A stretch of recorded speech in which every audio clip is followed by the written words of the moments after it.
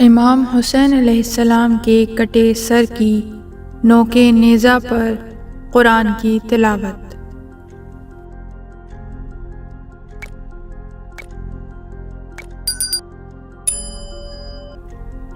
شیخ مفید کی کتاب الارشاد میں درج ہے کہ زید بن ارقم روایت کرتے ہیں کہ ابن زیاد کے دربار میں مظلوم کربلا کا مقدس سر میرے پاس سے گزرا جو نیزے کی نوک پر سوار تھا، جبکہ میں اپنی جگہ پر بیٹھا ہوا تھا۔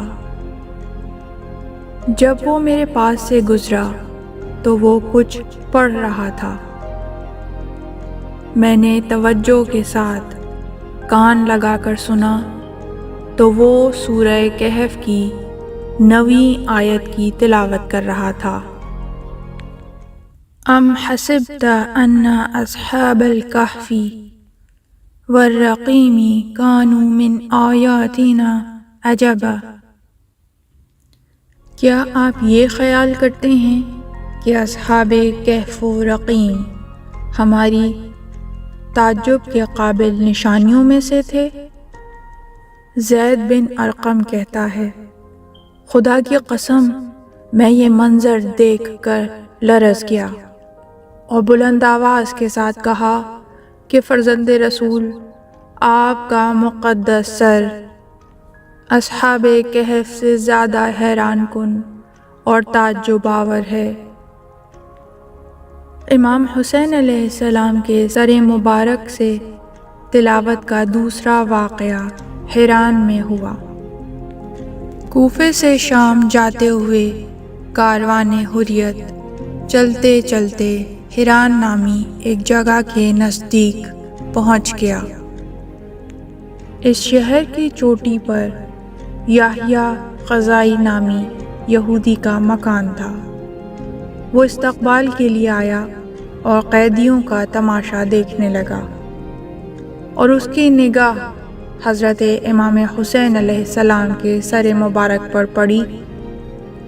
اس نے دیکھا کہ آپ کے مبارک لبوں سے کوئی آواز آ رہی ہے۔ اس نے جب کان لگا کر سنا تو وہ سورہ شعراء کی 227 کی تلاوت کر رہا تھا۔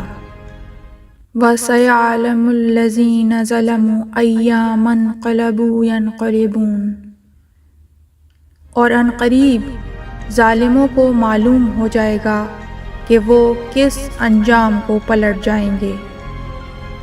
یہ منظر دیکھ کر یحییٰ حیران و پریشان ہو گیا۔ اس نے پوچھا، یہ کس کا سر ہے؟ کسی نے بتایا، حسین ابن علی کا۔ یہودی نے کہا، اگر اس کا دین برحق نہ ہوتا تو یہ کرامت اس سے ہرگز ظاہر نہ ہوتی۔ اس نے یہ کہا اور زبان پر کلمہ جاری کر دیا اور مسلمان ہو گیا۔ اس طرح کی مزید تحقیقی، علمی اور تاریخی ویڈیوز دیکھنے کے لیے چینل کو سبسکرائب کیجیے اور بیل آئیکن پہ کلک کیجیے۔ ویڈیو کو لائک کریں اور کامنٹس کے ذریعے بتائیے کہ آپ کو ویڈیو کیسی لگی۔ اگلی ویڈیو تک کے لیے خدا نگہدار۔